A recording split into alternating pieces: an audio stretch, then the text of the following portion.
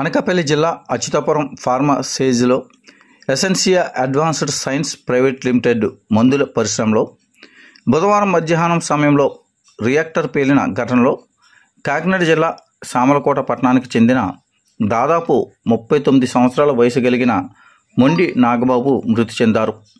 ఈయన సామలకోట గాంధీనగర్లో గల మృతుని నివాసానికి గురువారం రాత్రి 8:30 గంటల సమయంలో పోస్టుమార్టం అనంతరం మృతదేహాన్ని తీసుకురావడం జరిగింది. స్థానికులు ఇచ్చిన సమాచారం ప్రకారం మొండి నాగబాబు గత కొన్ని సంవత్సరాలుగా ఫార్మా కంపెనీలో పనిచేస్తున్నాడని, ఇటీవల కాలంలోనే అసిస్టెంట్ మేనేజర్గా పదోన్నతి కూడా పొందినట్లు తెలియజేశారు. మృతునికి భార్య సాయిదుర్గ, 9 సంవత్సరాల కుమార్తె సాన్విత, 6 సంవత్సరాల కుమారుడు మాన్వితులు ఉన్నారు. నాగబాబు మృతితో మృతుని ఇంట విషాద ఛాయలు అలుముకున్నాయి. కుటుంబ సభ్యులు ఆవేదనతో కన్నీరు మున్నీరవుతున్నారు.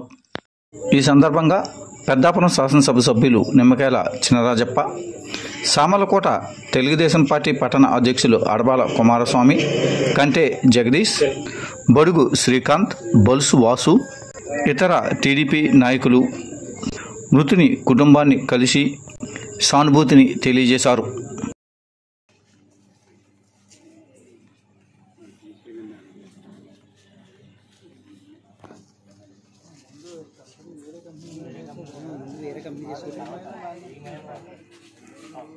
సూపర్వైజర్ పిల్లలు